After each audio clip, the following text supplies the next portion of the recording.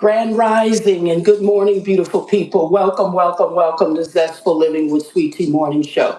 Now, this is where we rise and shine and we start our day on purpose, with purpose, for the purpose of an attitude of gratitude. I am your host, Latanja Millhouse, aka Sweet Tea. I am also a certified life coach, health coach, and your number one hype woman. Plus, the biggest reminder that today you get another opportunity to live boldly, zestfully, and unapologetically you. But the question is, as we always ask, can you feel it? Do you see it? Do you know it? And can you hear it? It's a brand new day.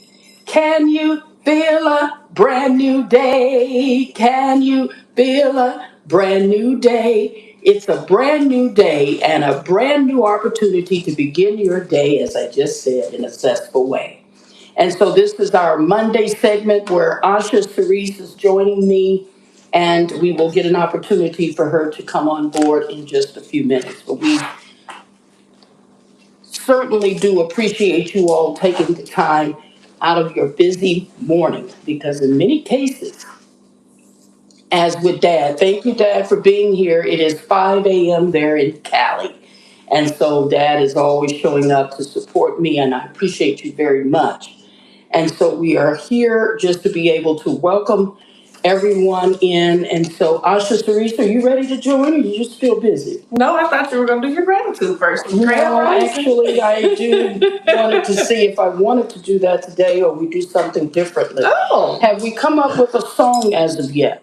Not yet. We'll have to make sure we debut it this month because we still haven't thought about it. Because we have a Friday song, but we don't have an opening song for Mondays. And of course, we want to be able to add some flair in with our line of questions for today. And plus, we want to be able to have a melody. Yeah, we're going to get it. You don't want to do it on the spot? You don't want to come up with You don't want to come up with it on the spot. Okay, because I thought maybe I could do something different than the gratitude journals today. Be sure you all plug in with your gratitude journals. As you do that each and every day, is going to help you. You can start off with 5 things that you're grateful for. How about we just do that really quickly? And at least we can jot in at least that much of it because I want to take some time to do something else here. Let's see. 5 things you are grateful for. And thank you for the likes over here on TikTok from May. Shout out to you. Thank you so much for the likes and the love. Thank you. Thank you. Okay. And if you are doing a gratitude journal, you could start off with 5 things you're grateful for and gradually bring that number up. All of this is just going to help you to stay in a place of appreciating and being grateful for everything that you have in life. And so something perhaps, Asha, we could do a little differently is, as this is a mother-daughter segment with Mondays, in some sense. How about if we utilize some of the things that we do in our own endeavors, and perhaps we could bring that in as you do coaching. I offer the Lady Academy workshop. And so one question I want to ask you right off the bat. Oh. Asha, what's one thing you've watched me heal from that you didn't understand until you got older? That's a good question.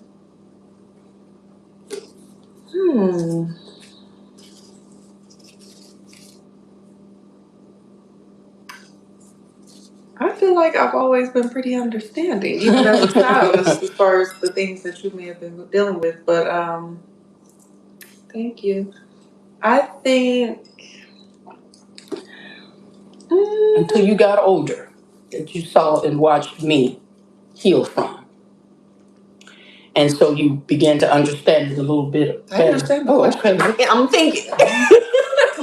With my little wrinkled top. I didn't realize this was this wrinkly, y'all. Forgive me. Okay. Let me think. Do you have another question while I think about that? Okay, let's dive right in. Well, that was the only one. No, I got some more questions, but let's see here. Let me see. I don't know. Because I don't want to just be sitting here pondering. I wasn't. This was that was on the spot for me. One thing you watched, what that I've watched you heal from that I didn't understand. Okay, let's see. What's one thing you'll do for a friend that you won't do for yourself? That's a really good question too. Whoa. Your girl put me on the spot on this Monday morning. Perhaps we can just get right into our Monday segment. Well, I think one thing that I would do for a friend that I wouldn't do for myself.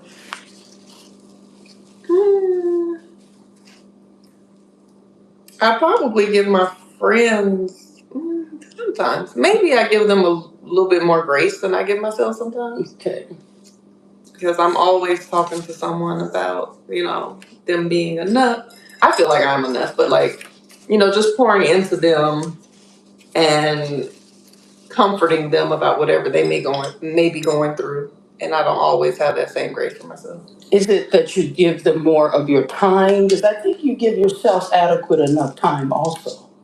Yeah. I said grace. Grace. What's your answer to that? Okay, so what's one thing you do for a friend that you won't do for yourself? That was a good response when you said grace, because I feel the same way. But I do tend to, like I say in the closing of my show, give yourself some grace today. And the other part of that is, as I say, and have a good day on purpose. That's what I say. But the one thing that I do for my friends is that I give them a good quality listening ear, not so much the time that I need to be able to meditate and listen to myself.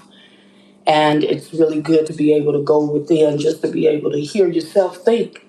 And so sometimes I will do that for a friend, give them a good listening ear. In many cases, a lot of us like to talk, but many people don't like to listen. And so that's a good thing. I have a few people that have really good listening ears, and Asha is one of them, and my elder sister is another. And I'm learning that Dad is a good listener also. And so that's very important. And so as we listen to other people, we want to be in tune and be present. And sometimes, for some reason or another, I zone out. And I don't know if it's based on being exhausted. And so perhaps one of the things that I could do a little bit better is to make sure that I'm refreshed and that I have poured into myself before and prior to taking calls when it comes to needing my undivided attention, because it's not fair if someone is needing to communicate with you or have a conversation with you and you're zoned out. Yeah. Not intentionally, not on purpose, it's because you're drained. And so that's something I could do better. But again, it's giving my time. It must be your lighting. No, somebody just made a comment, but I wanted to make sure that I answered it. And I'm sorry, y'all, because I'm new to the YouTube live, so I want to be able to see where the comments go when I'm I think I'm not sure who that was, but I did see the comment kind of come through, and somebody was asking me something about, with all that I went through, would I consider marriage again? That's what I caught when I glanced over. I'll answer your question in a second. And so again, a good listening ear. Yeah. So does that mean that you're not allowing yourself to have other people to hold space for you in that way, or are you not listening to yourself? Like, how does that apply to what you're not doing for yourself? Not spending enough time meditating within myself to be able to listen to me and my intuition. I can lay in bed and rest and things of that nature, but I'm not necessarily thinking about the silence that I'm in because I'm on the phone, because I'm watching some content, creating some content. So that meditation is something that I can do better at. I do a little bit of it, which is a 5-minute meditation, but I can go a little bit longer. So when I'm That's a good not point. at a place to where I can fully be present with someone that wants me to listen to them, I zone out in some cases. Mm. Mm. And it's because of exhaustion. And I do apologize at the time when I'm having conversations. And like I say, I will do better. How are you with your boundaries when it comes to when you're feeling exhausted and people are wanting you to be a listening ear? Do you feel obligated to always answer your phone? Do you feel obligated to stay and listen to them for as long as they like? I ain't gonna say I didn't understand it, but my homeboy DG, he always talks about having like running out of mouth minutes. Like we could be on the phone talking, and I don't know why these comments keep going away. Okay, there they were. There it was, and there it went. Nothing on the side. I'm sorry, y'all. I'm trying to figure out the YouTube comments because they pop up and then they go somewhere. We're gonna figure it out because we need to know. Cause what was my Lordy? Oops, I didn't mean to put hard. Is the second one, or is it the right? No, that ain't. Those are not comments. Okay, Lord. I'm gonna look up how to recover the comments. I'm sure there's a way, but I'll get to the comment in a second. Mm-hmm. What was I saying? And greetings, Miss Mosi. Thank you for joining. I was in the middle of a thought before I believe. Oh, like, so are you, like, how are your boundaries when it comes to people? Oh, that's what I was saying. So DG likes to say that he might run out of mouth minutes when it comes to, like, having a conversation. Mm-hmm. And I say sometimes I feel like I'm running out of ear minutes. Mm-hmm. Because people don't realize how much it takes to listen to people. I remember I was working with, not working with, but someone in my family was going through a really hard time. And they were calling me every day, mm-hmm. all day, like multiple times a day. And they were, just basically trauma dumping everything that they were going through. Mm-hmm. Thank you so much for the compliments and the loves over there on TikTok. They were, it was like really, really heavy energy. Mm-hmm. They were calling me. They needed to hear from me. They needed to, just tell me what they were going through. And I elected to be there for them in that space. And they were going through a tough time. I wasn't in a position to support them financially with what they were going through. But they were like, I know you can't help with what I'm going through financially, mm-hmm. but people don't really, she was like, but just being a listening ear is worth more than that.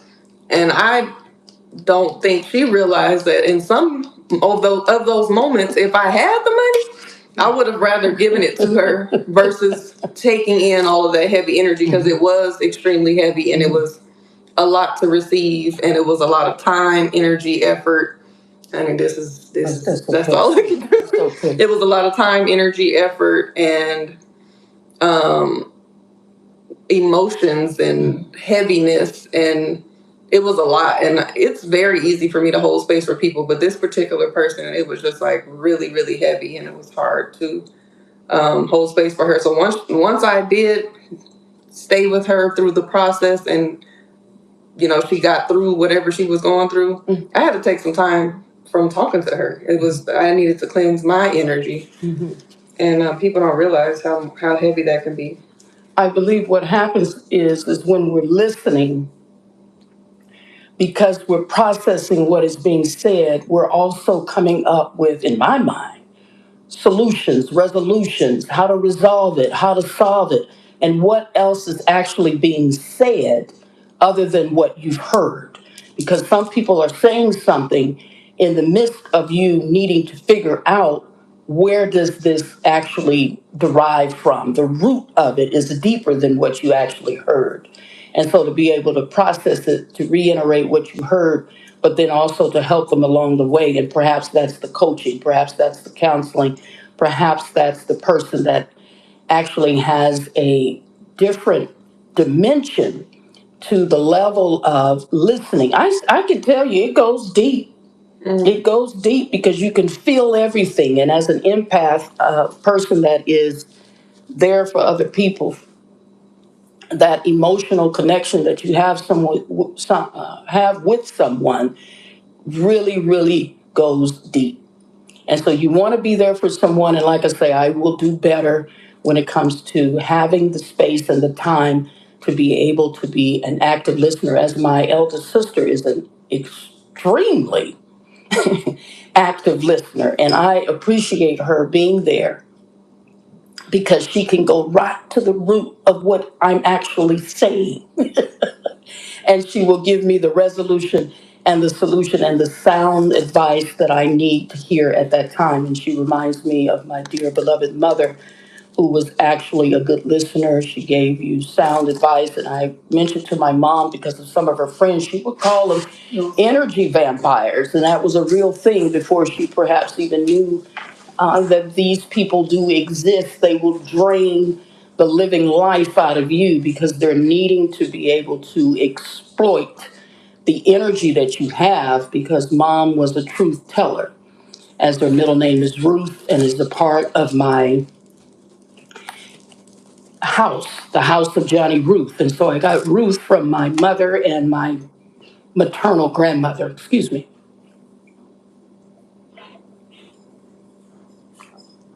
And Johnny, excuse me, Johnny is the name of my paternal grandmother, so the house of Johnny Ruth. So my mother is a truth teller. And if you want to know that something is real about whatever you're going through, call my mother, and she would give you the real deal, holy feel, as it says.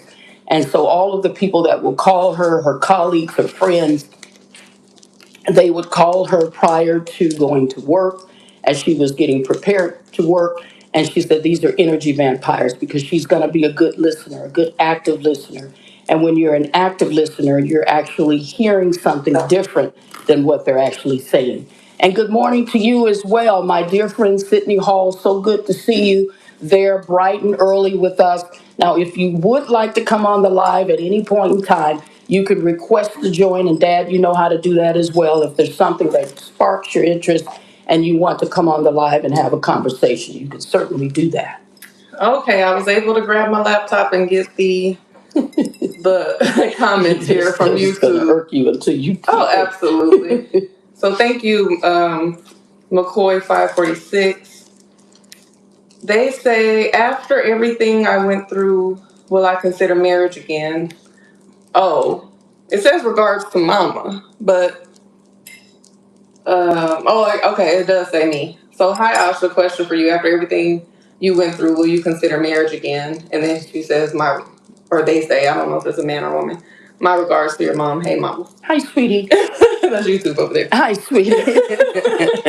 So yes, everything after, since you're here on YouTube, you do probably recognize my series where I kind of talk about some of the things that I went through during my marriage. I do have a story time series called Bride and Groom that I started last year while I'm writing my memoir, to kind of give you all some insight to a viral street interview that I did last year.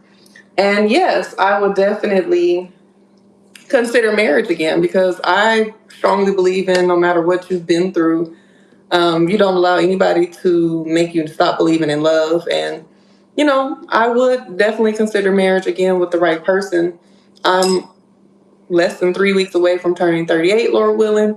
I got married when I was 22, so that was almost 16 years ago.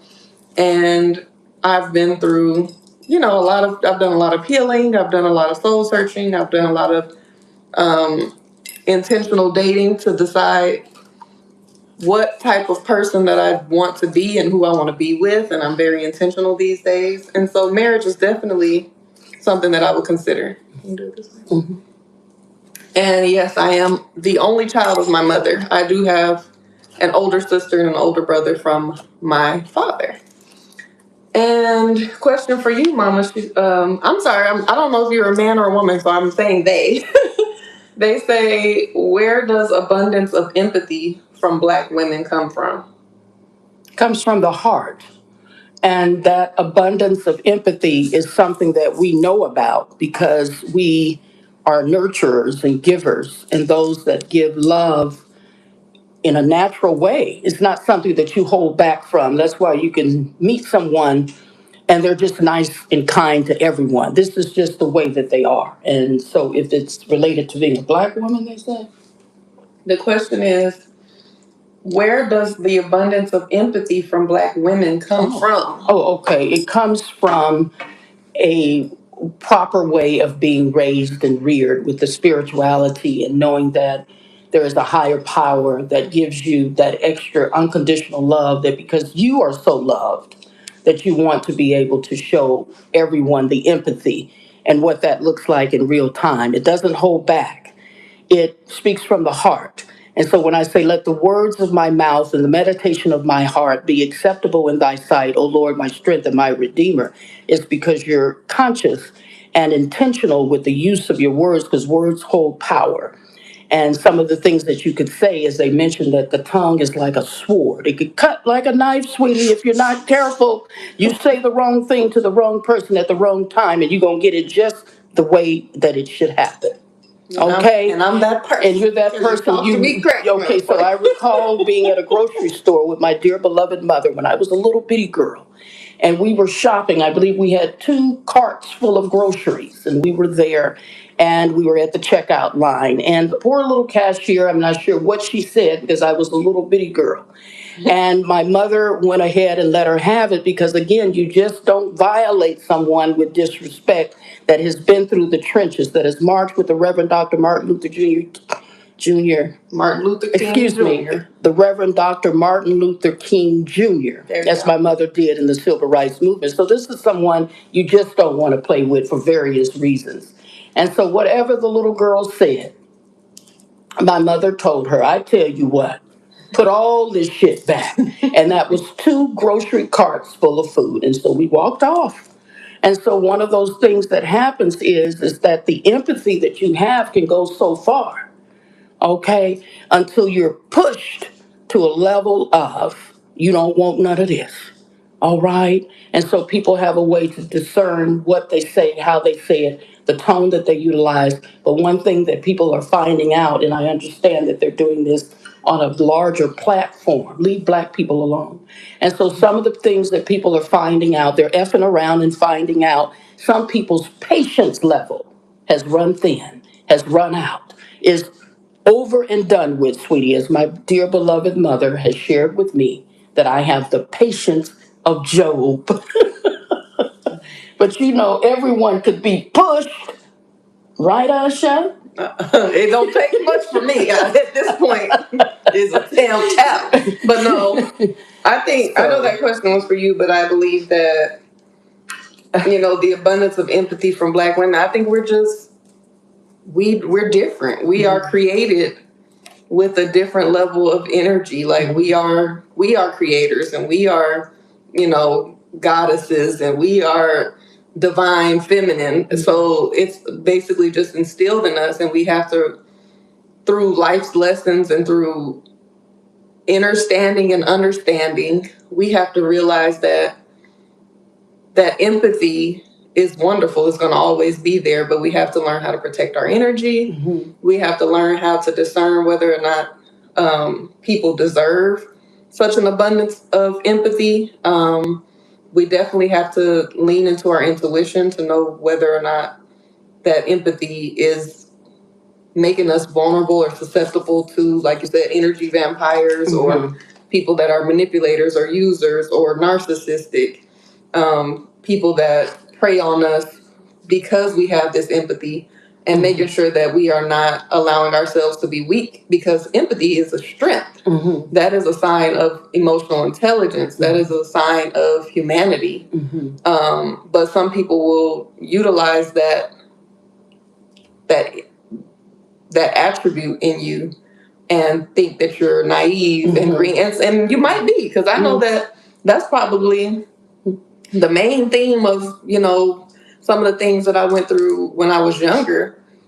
I always had this big abundance and this huge level of empathy, mm-hmm. and before I knew, any better. I was very sheltered, very green.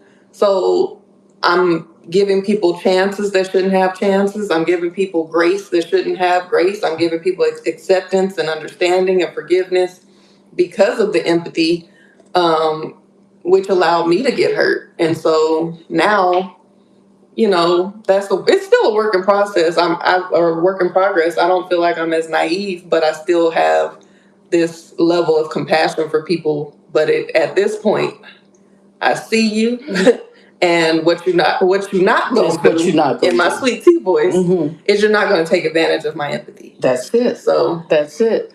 And welcome all the way from London. Thank you so much for tuning in. We certainly do appreciate you being here. And as a matter of fact, what time is it in London right now? If you could share that with us. What time is it in London? We'd like to know. And so, yes, that's a very good point, Asha. And so it's just something that is ingrained in us because, again, like you say, that humanity, as I recall, my mother was a good Samaritan and she gave back to the elderly, and she was there as a someone that worked with patients that had Alzheimer's, and just watching her having compassion and love for humanity, all kinds of people with all kinds of walks of life, that she accepted people and loved on people. And yet she did set the boundaries as well. When you notice someone is trying to take advantage of you, Mother knew how to get that straightened out also. So are we back to this original question, Asha, or are you still thinking on it? So let's go ahead and dive into You didn't give me a chance to answer. You moving so quick. You don't give me no chance to answer. I guess let's move on, and we'll get back to that. Yeah, I'll get back to it. McCoy says that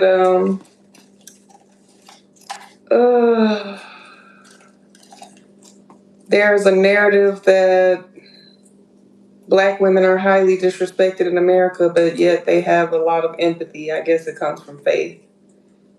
And then they asked the question for Mama, if Asha came home with a Nigerian man from Nigeria, what would be your first thought?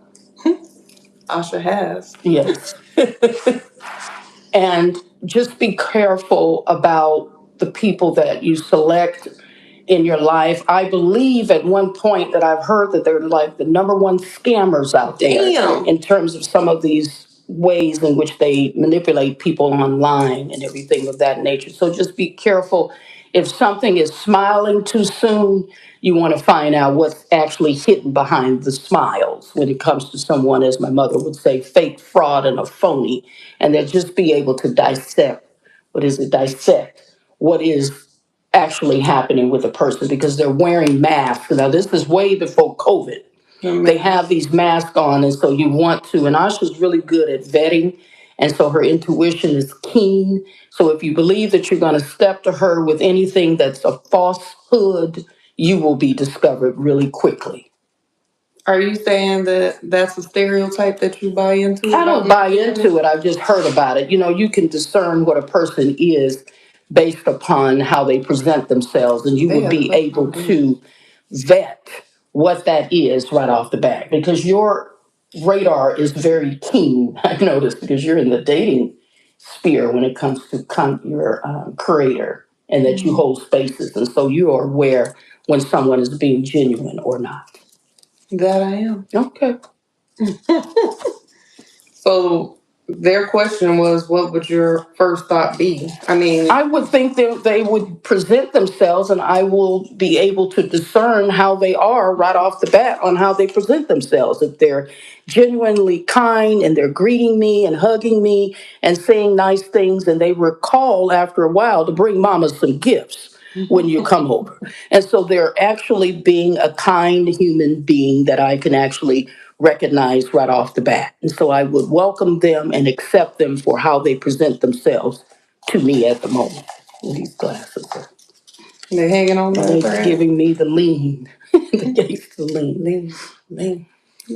Is it a support problem or a visibility problem? How do you... Oh, I guess when it comes to businesses. Okay.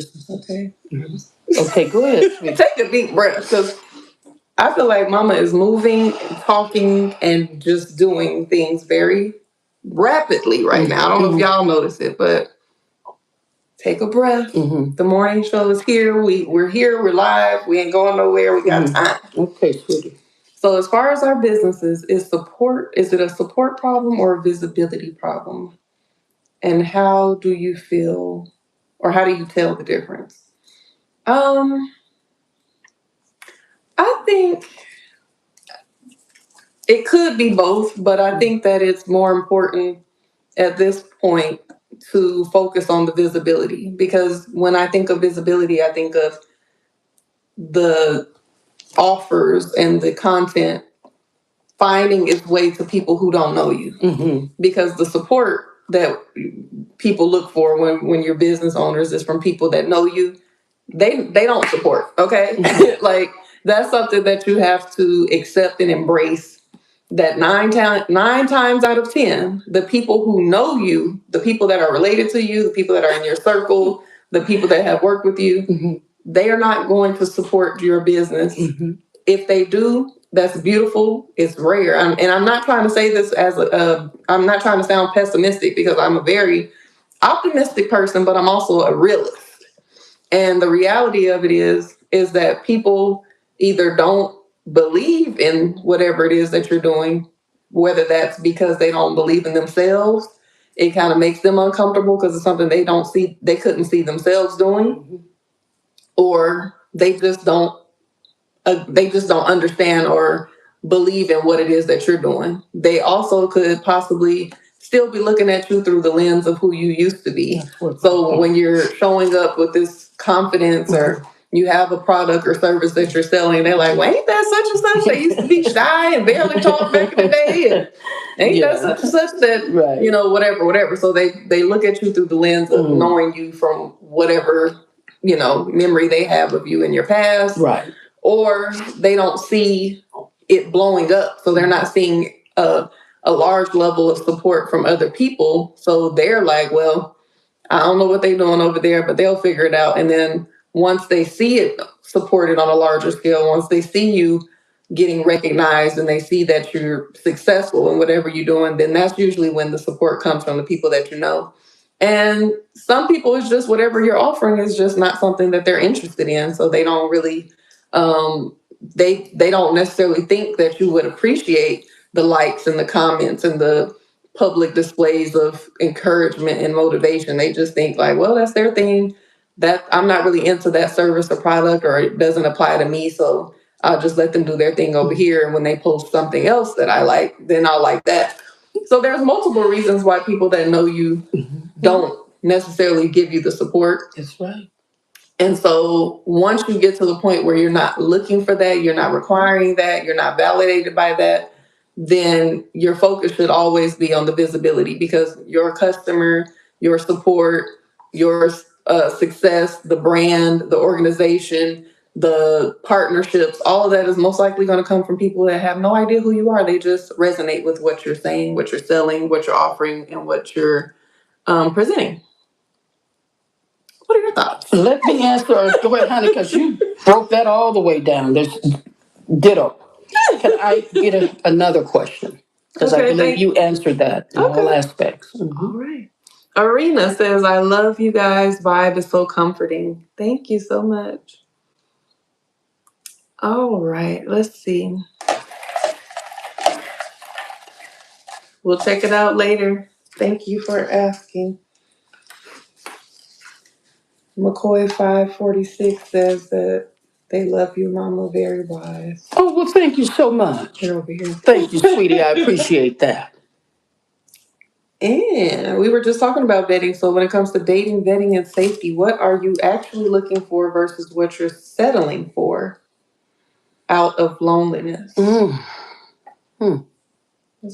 If you think you're lonely now, ooh, yeah, wait until tonight.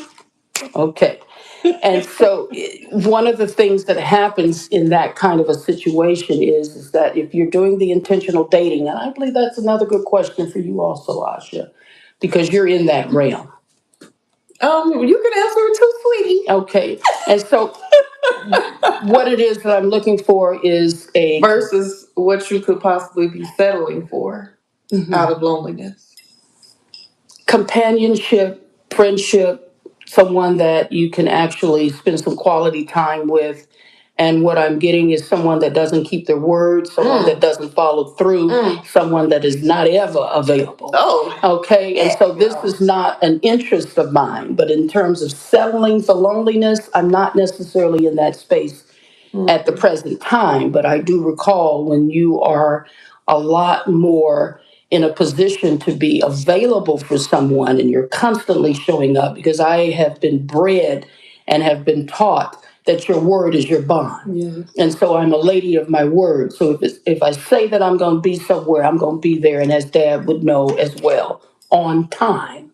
Okay. And so if I have someone that is not living up to that, then perhaps it's just one of these things that phases out over time. Because in some cases, and I'm not sure if many people in the ATL, many of the men in the ATL are used to women following behind them, chasing after them, going ahead and doing all of the calling, all of the dating, the pursuit, the courting, and all of the ways in which you show up to let them know that you care and that you're there. And so after a while, you're going to disappear. And so you're not going to be a part of any of that when it comes to what these people are expecting, what they're accustomed to, what they're used to.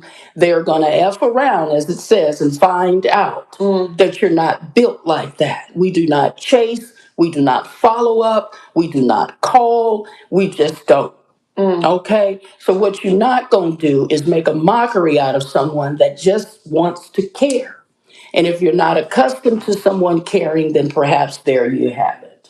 This is someone that is not used to receiving genuine love. Yeah. They're not used to seeing someone that is a real person. Because again, if someone is trying to find out what your angle is, what your area of knowing is, they're going to test that. And so when they F around and find out this person is just like me, they're not tolerating the BS. And so that's what it is. And again, it's about the loneliness that you settle for is actually giving that kind of person your time. All right. Right. Okay. So got triggered around. I see. Let's see. Whoever it is. No, whosoever, that's what Dawn would say. What am I looking for versus what I'm actually settling for? In the current moment, I'm not settling for shiznit because I'm not even. I don't subscribe to loneliness. That's right. You know, whether I'm yearning for some masculine energy or some attention or some closeness, intimacy, all of those things, sure. But lonely, no. I would say that I maybe rushed into, or maybe I overlooked. Did I overlook? What are the words I want to say? I think maybe I overlooked more.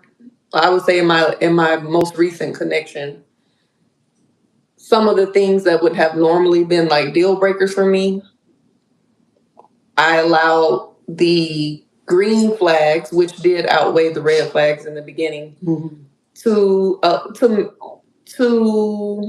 make me feel more comfortable with a little bit more compromise than I thought I would be willing to do. Because, you know, when I look at my list of things that I want from a partner, they had most of those things, but then there were certain things that I don't necessarily like or vibe with.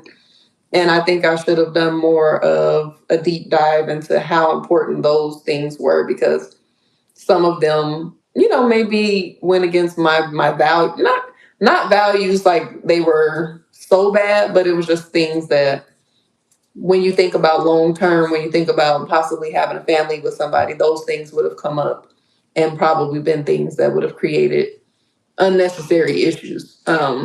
So I would want to mention that one of the favorite quotes that you have about Eartha Kitt that plays in my mind when you talk about compromise. Do you recall what she says about that? Could you let us know? Because I know that is something that you... She says compromise for what? She says basically, you know... a man wants to come into my life. Yeah, a man wants to come into my life. And I don't know the exact quote, but she basically says that a relationship is a relationship that has to be earned. When she says that she wants to love herself so much and she wants a man to come into her life and share the love that she has for herself. That's a good way of looking at it, Miss Eartha Kitt. Love Eartha Kitt. And she rests in heaven. You can skip some if you want. Okay. Let me see. Well, this kind of goes hand in hand with what I was just talking about. How do you feel, or how do you tell the difference between a red flag and a growth opportunity? That's a really good question. Mm-hmm. I think I do believe in yellow flags too. I think yellow flags are growth opportunities. What are yellow flags? So they're not green flags. They're not the great qualities that they have that stand out that you're like, oh wow, I really like that about them. I like those qualities that aligns with my values. And they're not red flags, things that could possibly potentially be a deal breaker or something that you really don't want to deal with, but they are kind of like in the middle where it's something that makes you go, things that make you go, And so I think that those would be the growth opportunities. Oh, okay. So something like, I think some yellow flags could possibly be like some icks. Potentials, perhaps? I think there's a lot of things that can go in the yellow flag category. I was thinking like icks, like things that might get on your nerves. Like say they do something that irritates you, like they smack when they eat or they, leave their laundry on the floor or something like that. Those are things that are annoying, but that is a possibility that they can grow from that or change that if you address the issue. Like, look, you don't have to close your mouth when you eat because that irritates me. And if they take that as an opportunity to change that, but things like you said potential.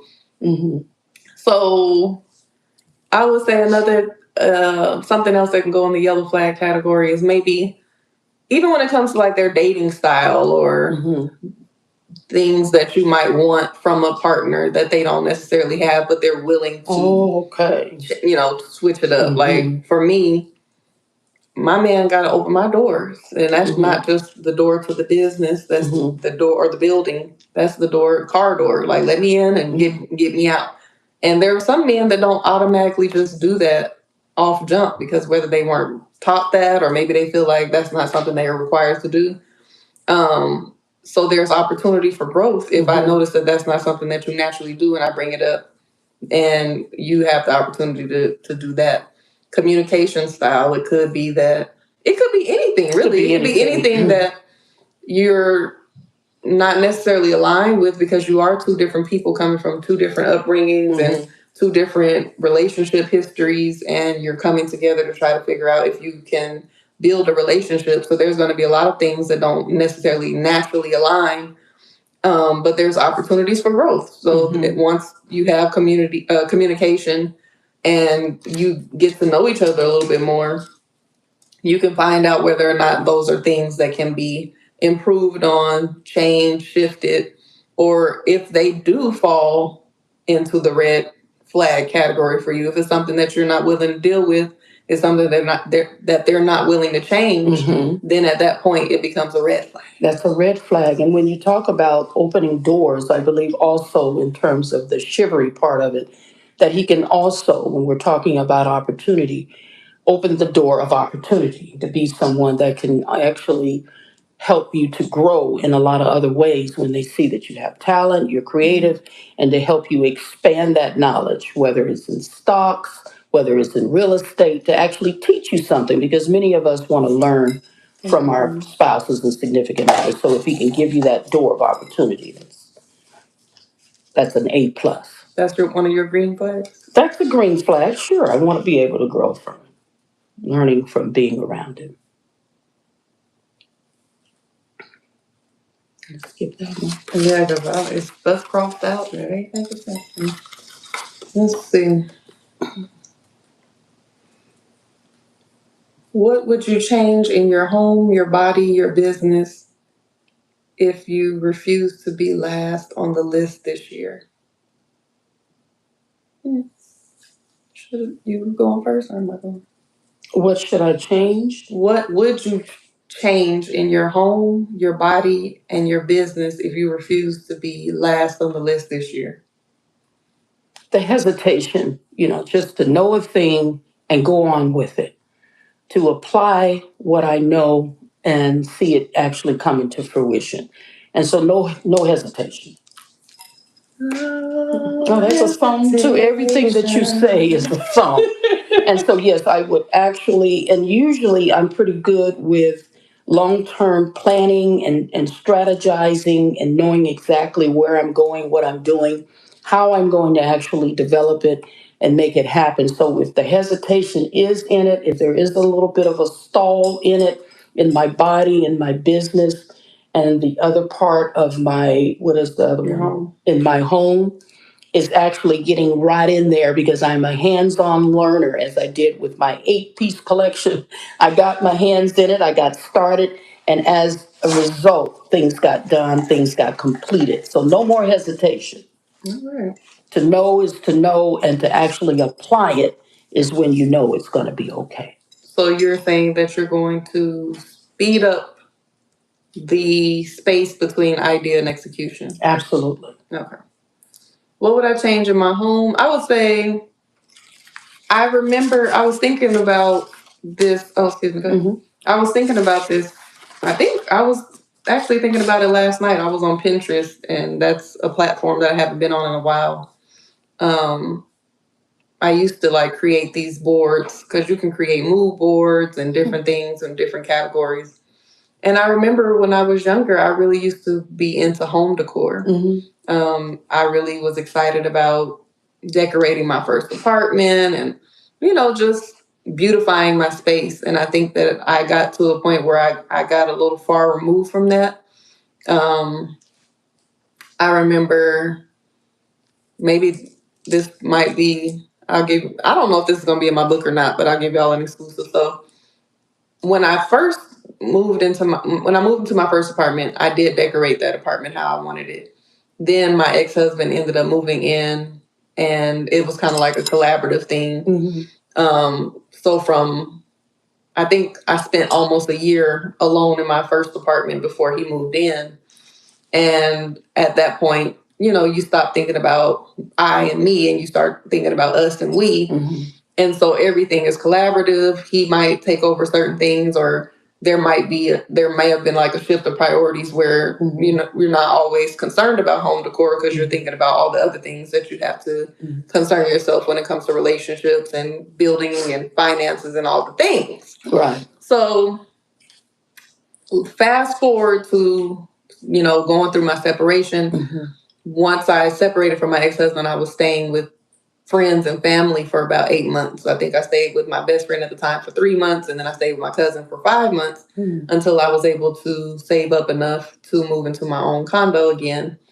And I think with the trauma of all the things that I have been through, the exhaustion, the depression, the grief of, not being with the man that I had been with for so long, I kind of just didn't even worry about decorating. It was kind of just like, it took me a while to unpack. It took me a while to settle into my place again. And I remember I was dating somebody new, and I remember being really exhausted and having to go. I think I had just got off of work. I used to be extremely exhausted after work. And now that I think back to how exhausted I would be after work, it wasn't just the physical labor and the getting up early and stuff. It was also all the energies that are in the building when you're at work. Right. And go to my YouTube channel and check out my 2-part video about being unemployed or self-employed for the past 7 years. And I'll talk more about that in the video. But I remember he was like, well, just go lay down. And I remember when I came out the bathroom, I was just thinking about, he bought me a shower curtain too. But when I came out my bedroom from my nap, he had rearranged my furniture and like put the TV up and decorated basically. And I really appreciated that because I didn't have the energy mentally, spiritually, emotionally, or physically to do it myself. And I think that that's important to make your home feel like your sanctuary, beautify the space, and make sure that the energy is right, and make sure that it feels like something that you, because you're spending most of your time in the house, basically. Right. And I really want to get back into, long story short, after I just said that long story, but I really want to get back into home decor, decorating, and beautifying the space and making it feel like what I want it to look like. And I just started like creating another mood board for that on Pinterest. So that's something I would change.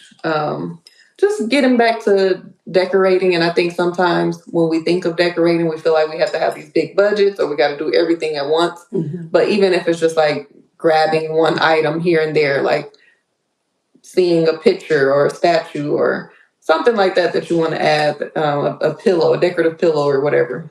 I want to get back into that. As far as business, what would I change? The number one thing, as far as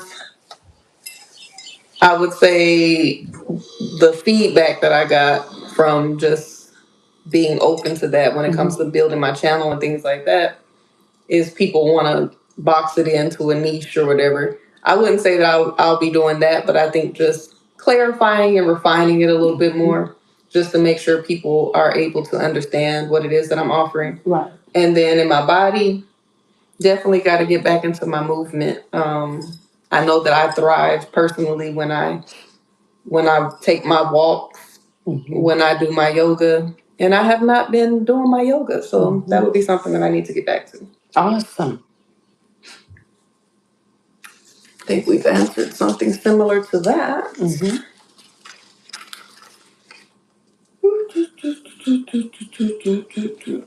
Thank you so much. He says he likes your hair, I believe, Osha. You might be talking to you, but thank you. What's a lesson I taught you? Oh, that's, I guess, a question from you to me. What's a lesson you taught me with your words and one you taught me just by how you lived?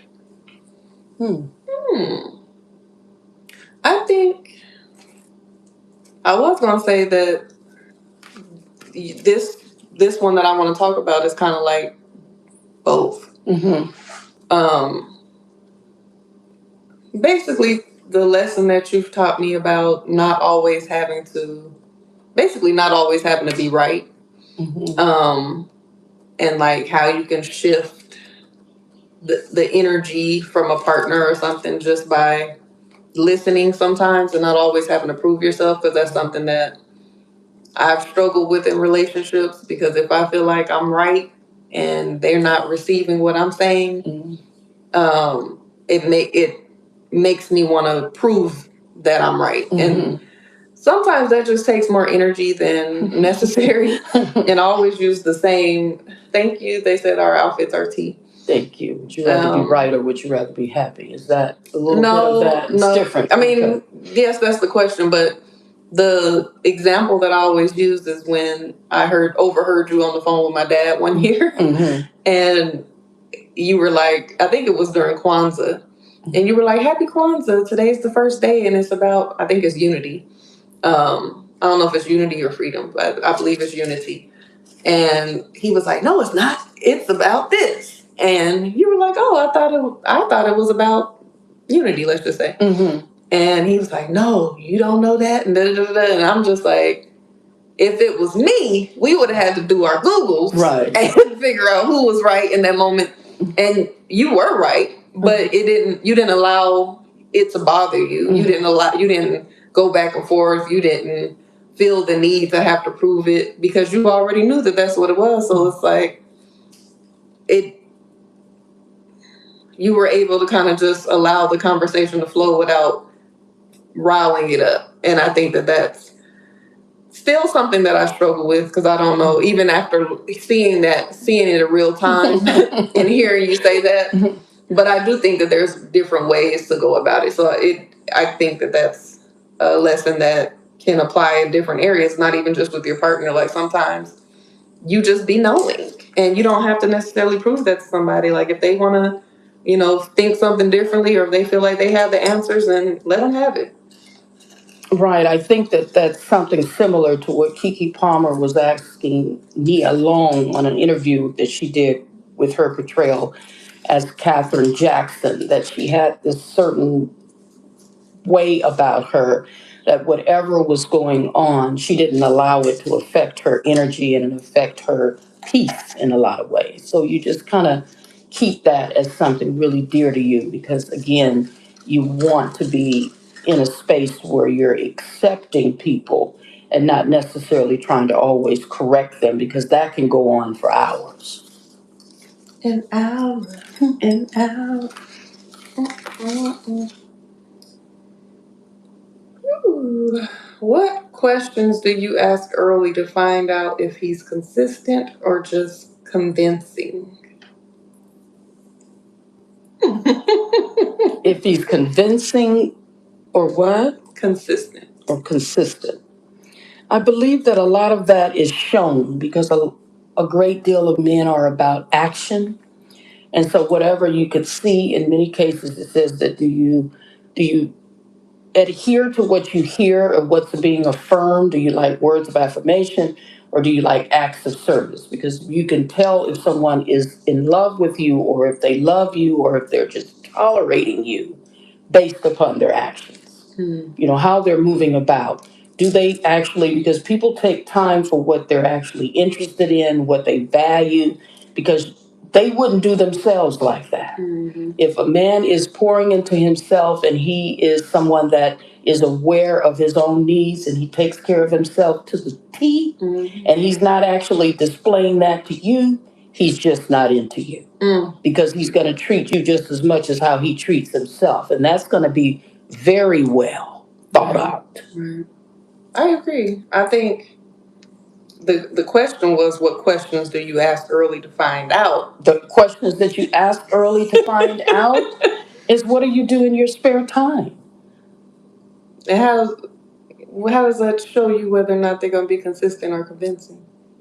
Because if he takes time out to do the things that he enjoys, and most of the time they don't, then you know that they're not going to necessarily spend any time planning on having a good time with you because he's not doing it for himself. Okay, that makes sense. You got pretty eyes, mother. Thank you, sweetie. I think to your point, outside of the questions, I'm going to answer that too, but I agree. Words of affirmations are one of my top love languages, but without the actions matching, you and your words can go head on. It's some hot air. So I think that is important, and I think that's like one of my probably top three is a partner, a man being a man of their word. That's like right. The moment you show me that you're not a man of your word, just go on because I'm going to lose respect from you. The trust is not going to be there, and I'm just not going to be. I'm not with it. If you can't keep your word, then just keep on moving. Keep it moving. You can't keep your word. Just keep it moving. That's a good one. I should like that. That's very important. That's very important. It really is, and it shows you how they're going to show up in the relationship in the future. Then with me, I still want to have children one day. I don't have time for a man that's not keeping their word when it comes to when we're parents together, whether we're together or not. Like if you're not keeping your word to me, are you going to keep your word with your children? So that's a character flaw. That's the character flaw is what I was just going to say. So questions that I would ask to find out, I don't think that there are any true questions. I think it does require observation and time. And you just watch. You just see how they move. Like all that convincing is a lot of yapping without the actions matching the words. So the consistency is the actions and the showing up. And that is. So I think that's one of them questions that when men ask, what are you bringing to the table? Don't ask me that. Just observe and pay attention, because if you're vetting me properly, if you're watching me properly, if you have taken the time to get to know me, if you're seeing how I show up, not as a representative, but what am I consistently doing? What am I consistently showing you what is it. Do you already know what you're looking for to see if that aligns with who I am and how I present myself and how I'm showing up?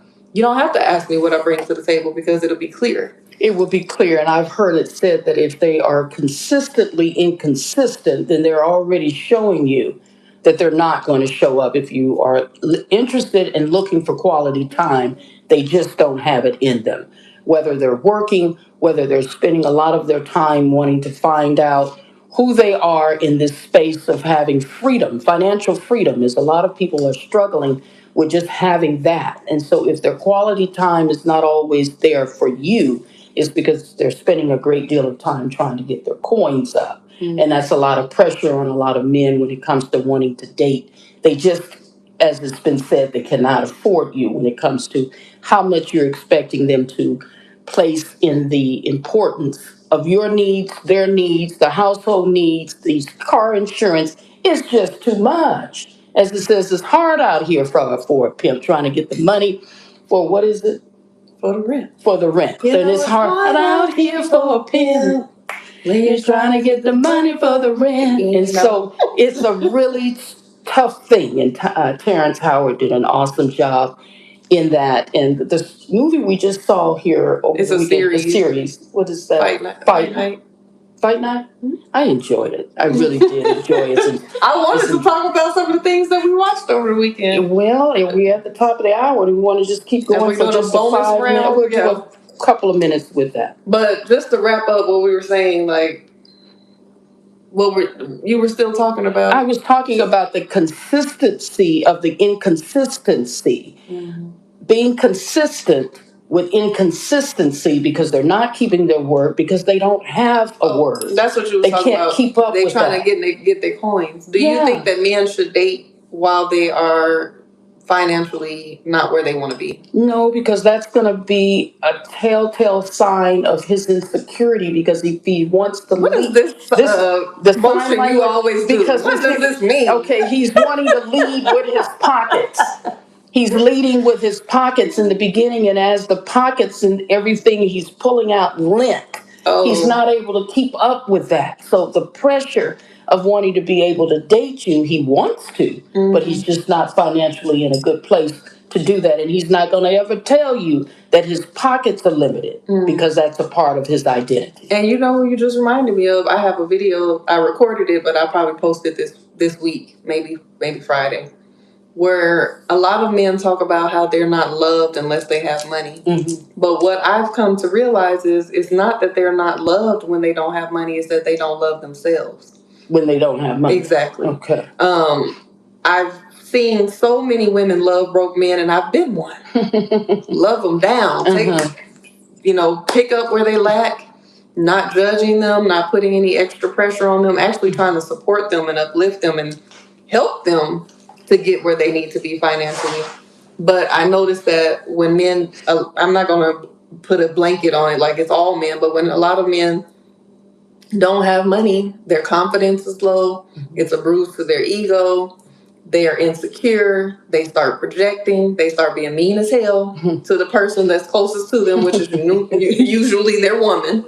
And they start, sometimes they go into a depression or something. They have depression-like symptoms because they're not where they want to be. And this happens with women too. We want to have money. We don't like being financially stressed out either. But I think it hits differently for men because they have the pressure of being the providers and all of that. So I think it's something that happens with them. I notice the shift in their energy, their confidence, the way they show up, the way they talk about themselves. They go into a shell. They want to hide. They got to figure out what they can do. They don't feel worthy of certain things. And then they project that outwardly. It's an internal thing. It's something that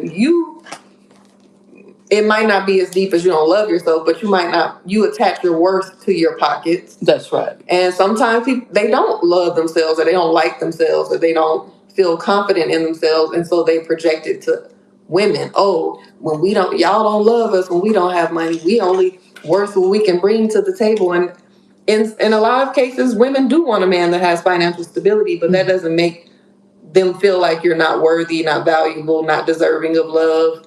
And it doesn't stop women from loving y'all. We have plenty of examples of broke ass men being well loved, taken care of, supported, uplifted, and all these things. So I think that narrative, should be thrown out the window. And then I would add to that in terms of the idea of being broke. Now, if he's broken in terms of something that has happened in his past, and we can go all the way back to these wounds that they're carrying around. And so that brokenness, when it comes to the mindset of having a space to where you're clearing your energy, as it is, money is energy. And so if you're feeling as if you're broke, if you're feeling as if you're poor, if you're feeling as if you don't have, it's something that you're feeding yourself. And so for someone that comes into his life to be able to help him to recharge that energy of having and being deserving and accepting things that happens for your good. A lot of people are not accepting anything good because they're destroying themselves by believing that they're not good enough, believing that they're devalued, believing that they're not worthy of someone that loves on them. And so it internalizes itself into this ideology of being broke. There aren't any broke people, just as much as there aren't any ugly people. Now, we know that people can be ugly in terms of their character, in the terms of not keeping their word. But that attraction, as it is, beauty is in the eye of the beholder. And perhaps they don't have the best in terms of being challenged physically in a lot of ways. And so they're not as beautiful as many people may deem what beauty is, but it's in the eye of the beholder. So there aren't any broke people in terms of if you have, it's because do you want it? If you don't have, it's because of are you doing something to allow yourself to have it? And so this idea of someone being in a frustration because this financial thing is out here, as it says, life is life, and I said that life is out here kicking ass. And so many Taking people names. and taking names. And so many people are in that struggle world, in that struggle realm. And so we're fighting for the right to actually just to exist in a place to where you have peace. And so I don't go into the idea of being broke because you can do something about it. Right. And if you stuck on stupid and you stuck in your ways and you don't want to change, you don't want to receive anyone's advice, you don't want to receive anything good in your life, is because you haven't loved on yourself enough. You don't know what love is. You ain't ever seen it. You ain't ever known it. It ain't ever been around you. And so please don't bring that broke ideology to me because it's all about what you accept and what you will have in your life to create the wealth around you. It's a realm, it's an energy, it's a belief system. It's where you perhaps are stuck in because you're not allowing yourself to receive all of the abundance that is our birthright. Right. You better say that. LaRon of what is your podcast called? It's coming out of my broken Spirits? No. He has a podcast that I was on, Wins and Losses, Wins and Lessons. Mm-hmm. And then he has another one. I want to say it right because I want to give him a shout out. Broken Traditions, I believe it is. But he said that you're dropping gems. Oh, okay, awesome. He's over there on YouTube. Oh, okay, awesome. Yes, Broken Traditions. Broken Traditions. Shout out to Ron. We can change our reality by the fact of what it is that we can see. As I recall seeing something, an image on social media, and that these was two people that, depending upon their view, as it is your perspective and your point of view, one was looking at the sunny side of life, the optimism that you have, that there's always a better day, as I say. Can you feel a brand new day? Can you feel a brand new day? And they're cheery and full of bliss and happiness because of their view. And on the other side of the moving train or whatever it was gloom and doom and just not enjoying anything that was around them. So what are you perceiving? What is your perception of life? How does that come into your world and affect you? Because the more you pour less into yourself, you're not going to have anything to give anybody.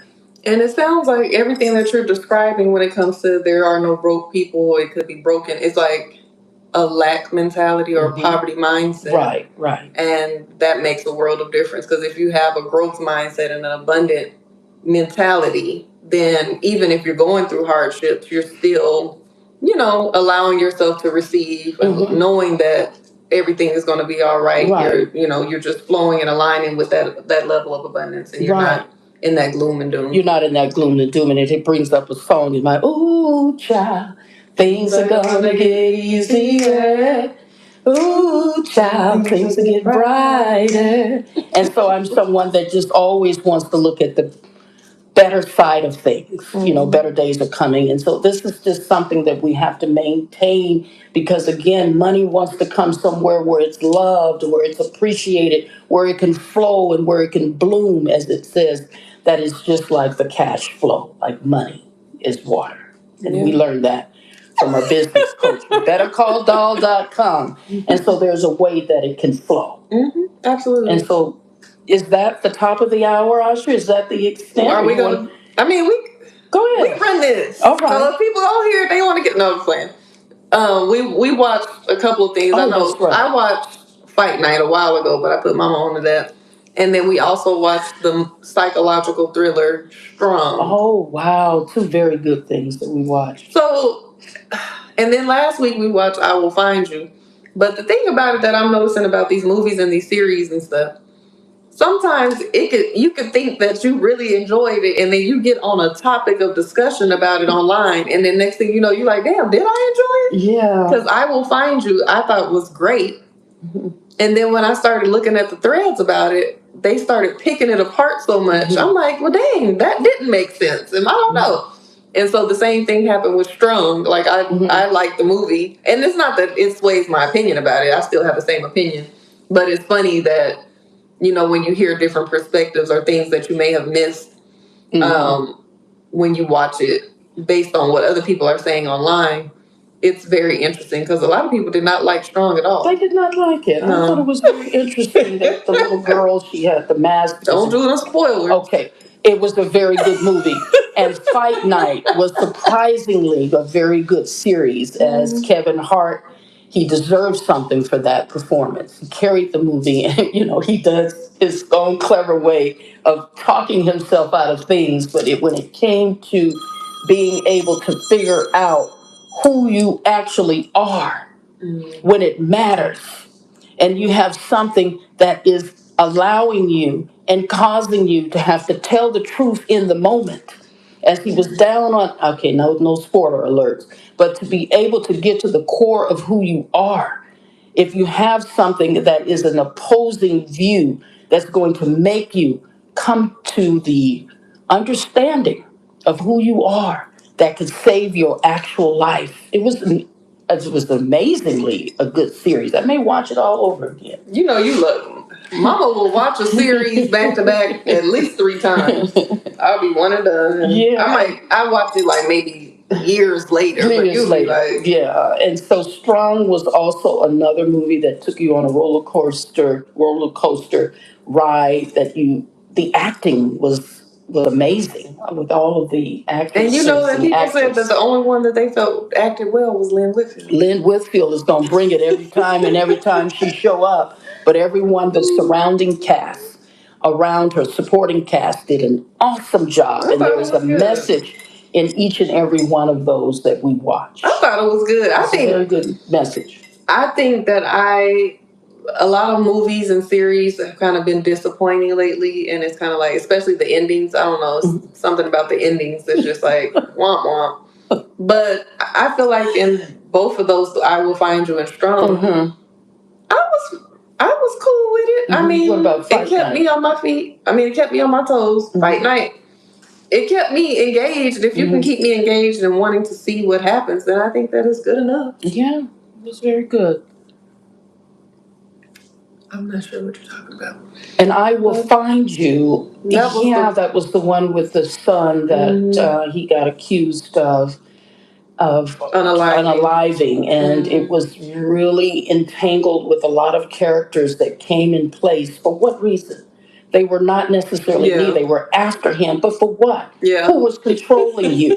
So I Will Find You was almost like a mirrored view of you finding yourself. Because at the end of the day, when he found himself, spoiler alert, he found out that he actually did not have a life of his own because he was so busy wanting to find his son and the wife that got remarried, and she ended up having the joy of her life with her new baby, her new husband, and her newfound son, that he was left with nothing, that he had to rebuild his own life. And so I find you is almost like a mirror reflection of finding yourself.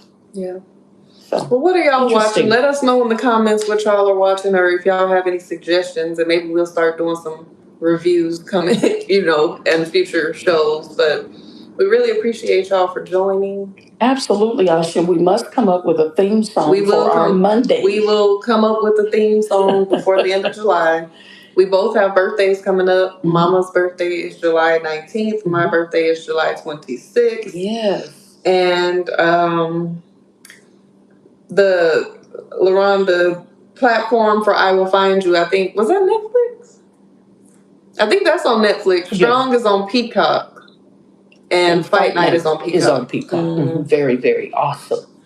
And so, Asha, do you have anything coming up as we come to a close? I know you do have a curated space coming up, MVP. Could you explain that a little bit more, what MVP is? Absolutely. So if you are in the Atlanta area, I need all this, LaRon, get all your single friends on the line, because right. I don't know what's wrong with y'all men when it comes to coming out and having a time with single women who are actually intentional about wanting to get to know and meet these fellas. Bring y'all butts on out. We have a Cowboy Cupid MVP on July 10th at Barnes, which is this Friday, actually. Mm-hmm. So if you are in the Atlanta area, Cowboy Cupid MVP, which stands for Meet, Vibe, and Play. We're meeting new people. We're vibing. We got the music. We got the energy. And we're playing games. We have curated activities. This is, since we have FIFA and World Cup and all of that going on right now, we wanted to do like a sports theme. So we're at a restaurant and tavern, which is kind of like a sports bar. Mm-hmm. And we're saying, wear your favorite jersey. So if you have a jersey that you want to wear, you can come as you are. Come whatever you're comfortable in. But there will be a contest for the best jersey. And that could be a jersey of any sport. We have some dope curated activities, because a lot of people go to events, whether you're going to a club, you're going to a networking event, and you're just on your own. You get invited, you're in the room, but you're on your own. And a lot of people feel awkward, or they feel a lot of pressure to have to make the move. So we take that pressure off of you. Cowboy Cupid is a collaborative event series with me and Latrice Monet of Original Cowboy Club. And it's a collaboration between the Original Cowboy Club and the Intentional Love Collective, which is my brand. Mm-hmm. And we have teamed up since last year to create Cowboy Cupid, which is safe spaces for people to meet and connect. And we take all the pressure and the awkwardness out for you, out of it. So if you go to Eventbrite, or if you Google Cowboy Cupid MVP, it should come up, and you can get your tickets to come join us on Friday. We're going to have a wonderful time.